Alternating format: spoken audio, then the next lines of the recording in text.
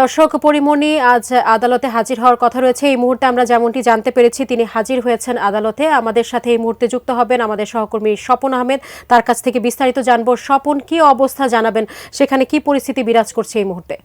কেননা যে উনি যখন আসেন, আপনারা জানেন এই পরিমণি আসা উপলক্ষে সকাল থেকেই কিন্তু বেশ গণমাধ্যম কর্মী সহ অন্যান্য যারা ডিজিটাল প্ল্যাটফর্মের এখানে সদস্য রয়েছে তারা কিন্তু এখানে সকাল থেকে উপস্থিত রয়েছেন।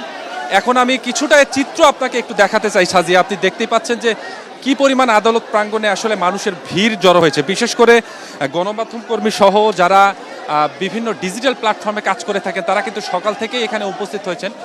তো এই উপস্থিতির কারণে আসলে পরিমণি যখন ঢোকে তখন থেকেই আসলে একটি বিশৃঙ্খল পরিস্থিতি তৈরি হয়েছে, অনেক মানুষ ভিড় লক্ষ্য করা যাচ্ছে। তবে আপনি জানেন যে এই পরিমণির যে মামলাটি, এই মামলাটি আসলে 2022 সালের একটি মামলা। এই মামলাটি করেন ব্যবসায়ী নাসিরউদ্দিন। তিনি এই মামলাতে উল্লেখ করেন যে এই ঘটনা যখন ঘটে, এজাহারে বলা হয় যে পরিমণি ও তার সহযোগীরা সেদিন ওই ক্লাবে ঢুকে বিভিন্ন প্রকার অসৎ আচরণ করে এবং আচরণ করার পরে ওই ব্যবসায়ীকে মারধরের হুমকিও দেয়, বিশেষ পাশাপাশি এটা ভাঙচুরও করে। আপনি দেখতেই পাচ্ছেন কি পরিমাণ ভিড় এখানে লক্ষ্য করা যাচ্ছে। তো এই ঘটনার মামলার পরে পরিমণিকে যখন আদালতে হাজির করার নির্দেশ দেওয়া হয় তখন কিন্তু তিনি অসুস্থতার কথা বলেন এবং অসুস্থতার কথা বলেই আদালতের কাছ থেকে সময় চান।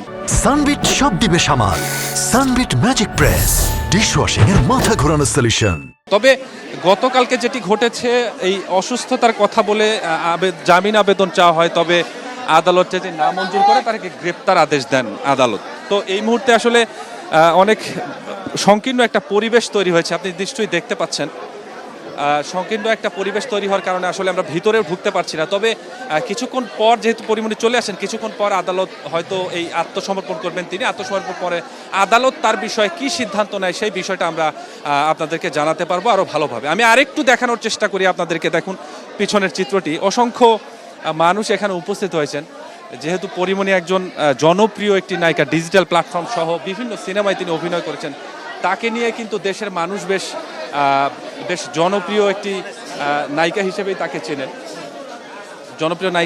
তাকে চেনেন। পাশাপাশি তার কিন্তু বেশ জনপ্রিয়তা রয়েছে, যেটি এই জনপ্রিয়তা আসলে লক্ষ্য করা গেল কিছুক্ষণ আগেই যখন তিনি আদালত প্রাঙ্গণে ঢুকলেন। তখন এত মানুষের চাপ, এত মানুষের ভিড় তার একটি ছবি নেওয়ার জন্য। এর কারণে কিন্তু আমরা আসলে একদম পরিপূর্ণভাবে তার চেহারাটাই আমরা হয়তো আপনাকে দেখানোর সুযোগটি পাইনি। তবে আজকে তিনি আত্মসমর্পণের উদ্দেশ্যে আসছেন। আদালত যদি তাকে মনে করে আত্মসমর্পণ করার পরে তাকে জামিন দেবে, তাহলে হয়তো তিনি জামিন পেতে পারেন। আর যদি আদালত মনে করে যে না, তাকে হয়তো কারাগারে পাঠানো হবে, আদালত যদি মনে করেন তাহলে তাকে কারাগারেও পাঠাতে পারেন, এমন সিদ্ধান্ত আসতে পারে। তবে কি সিদ্ধান্ত আসে এটি আসলে দেখার বিষয়। আমরা অপেক্ষামান অবস্থায় রয়েছি। পাশাপাশি পরিমণি আশাকে কেন্দ্র করে এই অর্থাৎ সিজিএম চিফ জুডিশিয়াল ম্যাজিস্ট্রেট আদালত প্রাঙ্গণে বেশ উত্তেজনা ছড়িয়ে পড়েছে। উত্তেজনা বলবো না, এটিকে অনেক বিশৃঙ্খল একটি পরিবেশ তৈরি হয়েছে। তো কিছুক্ষণ পরে আদালত বসার পরে তার বিষয়ে কি সিদ্ধান্ত নেবেন সেই সিদ্ধান্তের বিষয়ে আমি পরবর্তী আপডেট আপনাদেরকে জানাতে পারবো। সাজি, এই ছিল চিফ জুডিশিয়াল ম্যাজিস্ট্রেট কোর্ট থেকে পরিমণি যে আত্মসমর্পণ করার এখন পর্যন্ত সবশেষ অবস্থা। বিস্তারিত তথ্য আমি কিছুক্ষণ পরে আপনাদেরকে জানাতে পারবো।